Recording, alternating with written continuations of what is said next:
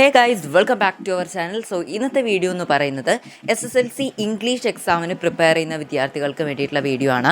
നിങ്ങളുടെ മലയാളം എക്സാം എങ്ങനെ ഉണ്ടായിരുന്നു താഴെ കമൻറ്റ് ചെയ്യുക. പൊതുവേ എല്ലാവരുടെയും അഭിപ്രായം സിമ്പിളാണ് എന്നല്ലോ. അപ്പോൾ നിങ്ങളുടെ അഭിപ്രായം എന്താണ് കമൻറ്റ് ചെയ്യാൻ മറക്കണ്ട.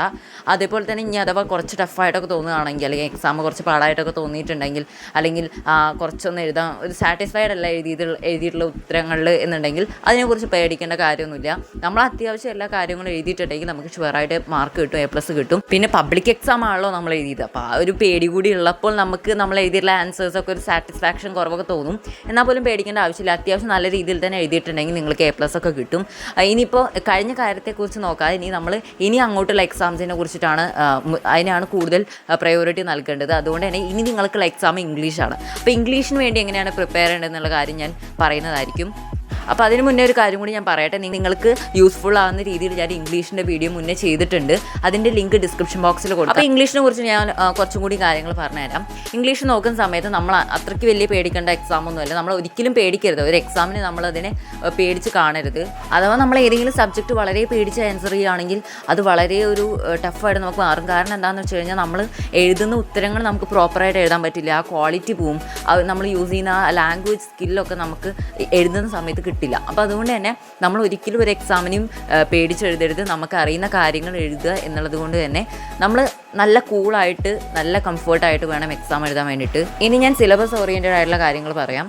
നമുക്ക് കുറേ ചാപ്റ്റേഴ്സ് പഠിക്കാനുണ്ടല്ലോ. അതിൽ ഷോർട്ട് സ്റ്റോറീസ് ഉണ്ട്, പോംസ് ഉണ്ട്. അതിൽ പലവരും സ്കിപ്പ് ചെയ്യുന്ന ഒരു പാഠമായിരിക്കും ആദ്യത്തെ പാഠം adventures in A banyan tree ആണ്.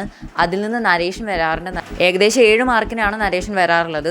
അതുകൊണ്ട് തന്നെ നമ്മൾ ആ ഒരു ഫൈറ്റിംഗ് സീനൊക്കെ നല്ല രീതിയിൽ തന്നെ പഠിച്ചു വെക്കണം. കോബ്രയുമായിട്ടുള്ള ഫൈറ്റിംഗ് സീനൊക്കെ അതൊക്കെ നല്ല രീതിയിൽ തന്നെ ഡിസ്ക്രൈബ് ചെയ്യാൻ പഠിച്ചിരിക്കണം. അതുപോലെ തന്നെ മറ്റൊന്നാണ് സ്നേക്ക് ആൻഡ് ദ മിററത്തെ ആ ഒരു പാഠത്തെ ആ ഒരു ഇൻസിഡൻറ്റ് അത് എങ്ങനെയാണ് ഡിസ്ക്രൈബ് ചെയ്യേണ്ടത് നല്ല രീതിയിൽ തന്നെ ലാംഗ്വേജ് യൂസ് ചെയ്തുകൊണ്ട് പഠിക്കും. നരേഷനൊക്കെ നല്ല രീതിയിൽ എഴുതാൻ വേണ്ടിയിട്ട് നമ്മൾ നല്ല രീതിയിൽ തന്നെ വായിച്ചു പോയിരിക്കണം.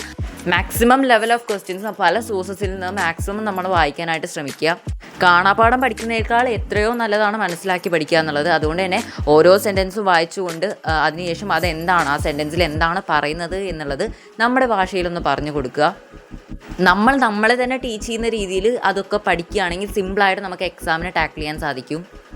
പോംസിൻ്റെ അപ്രീസിയേഷൻ നല്ല രീതിയിൽ തന്നെ വായിച്ച് പഠിച്ചിരിക്കണം. ടെക്സ്റ്റ് വായിക്കാൻ പറ്റുകയാണെങ്കിൽ ടെക്സ്റ്റ് വായിക്കുന്നത് ഏറ്റവും നല്ലതാണ്. പോംസിലെ എല്ലാ പോയറ്റിക് ഡിവൈസസും നമ്മൾ മനസ്സിലാക്കി വെച്ചിരിക്കണം. കാരണം എന്താണെന്ന് വെച്ച് കഴിഞ്ഞാൽ ലൈൻസിൻ്റെ കോംപ്രഹെൻഷൻ തന്നിട്ട് അതിൽ നിന്നുള്ള ചോദ്യങ്ങൾ നമ്മളോട് ചോദിക്കാറുണ്ട് 1 വേർഡായിട്ട്.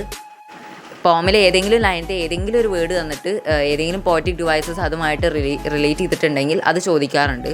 പിന്നെ അതേപോലെ തന്നെ മോസ്റ്റ് പ്രോബബിലിറ്റി ആയിട്ടുള്ള പോംസ് ഏതൊക്കെയാണ് വരിക എന്ന് നമുക്ക് ഏകദേശം ഒരു ഐഡിയ ഉണ്ടായിരിക്കുമല്ലോ. അതൊക്കെ നല്ല രീതിയിൽ തന്നെ മനസ്സിലാക്കി പഠിച്ചു പോയിരിക്കണം. ഷുവറായിട്ടും പഠിക്കണം.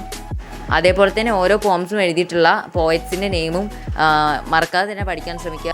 അതിപ്പോൾ കവിതകൾ മാത്രമല്ല, എല്ലാ പാഠങ്ങളിലെയും എഴുതിയിട്ടുള്ള ആൾക്കാരുടെ പേരുകൾ മറക്കാതെ പഠിക്കണം.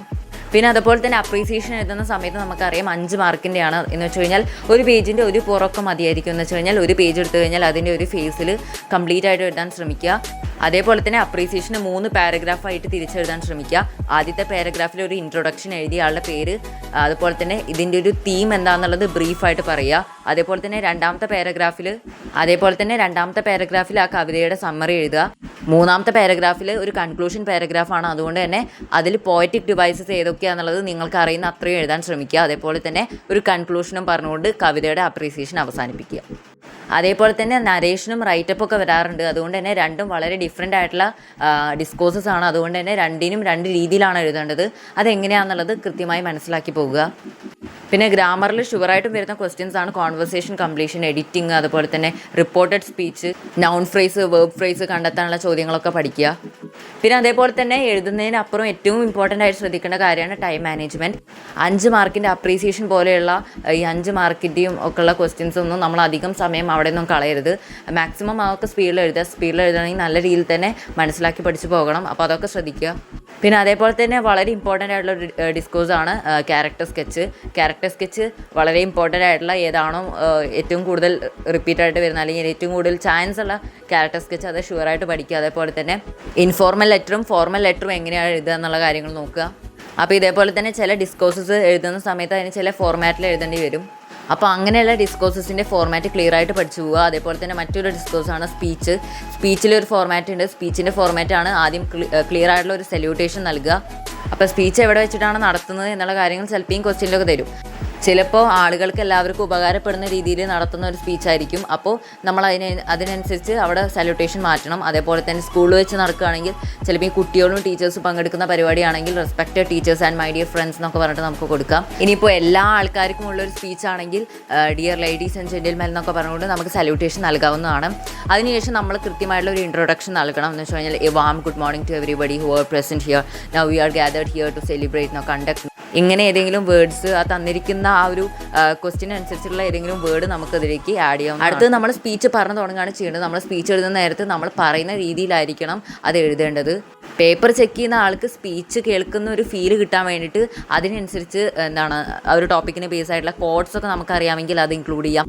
അതേപോലെ തന്നെ ഇത് കേൾക്കുന്ന ആൾക്കാരോട് നമ്മൾ ചോദ്യങ്ങൾ ചോദിക്കുന്ന രീതിയിലുള്ള വേർഡ്സ് നമുക്ക് ആഡ് ചെയ്യാവുന്നതാണ്. അതേപോലെ തന്നെ ആ ഒരു സ്പീച്ച് ഡെലിവറി ചെയ്ത് കഴിഞ്ഞാൽ അവസാനം നമ്മൾ എന്ത് ചെയ്യണം, കൺക്ലൂഷൻ പറയണം. കൺക്ലൂഷൻ ഇമ്പോർട്ടൻ്റ് ആണ്. കൺക്ലൂഷനും ഇൻട്രൊഡക്ഷനും മാർക്ക് കിട്ടുന്ന സ്പീച്ചത്തെ ഒരു ഏരിയയാണ്. അതുകൊണ്ട് തന്നെ ഇത് രണ്ടും ഉണ്ടെങ്കിൽ തന്നെയാണ് ഫുൾ മാർക്ക് കിട്ടുള്ളൂ. അതേപോലെ തന്നെ കൺക്ലൂഷൻ പറയുന്ന സമയത്ത് by saying these I am concluding my words എന്ന് പറഞ്ഞുകൊണ്ട് നമുക്ക് ആ ഒരു സ്പീച്ച് കൺക്ലൂഡ് ചെയ്യാവുന്നതാണ്. ഇനിയിപ്പോൾ നിങ്ങൾക്ക് കിട്ടുന്ന ചോദ്യം സ്കൂളുകളിൽ ഡെലിവറി ചെയ്യാനുള്ള സ്പീച്ചാണെങ്കിൽ നിങ്ങൾക്ക് ഇൻട്രൊഡക്ഷൻ ആ ഭാഗത്ത് തന്നെ thank you for giving me such an opportunity to delivery speech എന്നൊക്കെ പറഞ്ഞുകൊണ്ട് നമുക്ക് അങ്ങനെയൊക്കെ പറയാവുന്നതാണ്. അപ്പോൾ ഞാൻ മേജറായിട്ടുള്ള എല്ലാ ഡിസ്കോഴ്സസിനെയും പറ്റിയിട്ട് പറഞ്ഞിട്ടുണ്ട് വിചാരിക്കുന്നു. നിങ്ങൾക്ക് എക്സാം എളുപ്പമാണെങ്കിൽ നിങ്ങൾ ഷുവറായിട്ടും ചെയ്യേണ്ട ഒരു കാര്യമാണ് നല്ല രീതിയിൽ വായിക്കുക എന്നുള്ളത്. ക്വസ്റ്റ്യൻസ് ആയിക്കോട്ടെ, ചാപ്റ്റർ വൈസ് ആയിട്ടുള്ള ഇമ്പോർട്ടൻറ്റ് ടോപ്പിക്സ് ആയിക്കോട്ടെ, എല്ലാം നല്ല രീതിയിൽ തന്നെ വായിച്ച് മനസ്സിലാക്കുക. പിന്നെ അതേപോലെ തന്നെ ഗ്രാമർ ക്വസ്റ്റ്യൻസ് നല്ല രീതിയിൽ തന്നെ വർക്കൗട്ട് ചെയ്യുക. Especially reported speech, conversation completion എന്നുള്ള കാര്യങ്ങളൊക്കെ മാക്സിമം കാണാപാഠം പഠിക്കുന്നേക്കാളും നല്ലത് മനസ്സിലാക്കി പഠിക്കുകയാണ്. അതാണെങ്കിൽ നമ്മുടെ ലാംഗ്വേജിൽ ഈസി ആയിട്ട് നമുക്ക് ആൻസർ ചെയ്യാൻ സാധിക്കും. അപ്പോൾ ഇതൊക്കെയാണ് ഇന്നത്തെ വീഡിയോ എന്ന് പറയുന്നത്. നല്ല രീതിയിൽ തന്നെ എക്സാം എഴുതാൻ പറ്റട്ടെ. All the best. സോ ഇന്നത്തെ വീഡിയോ ഇത്രയൊക്കെയുള്ളൂ. Until then by.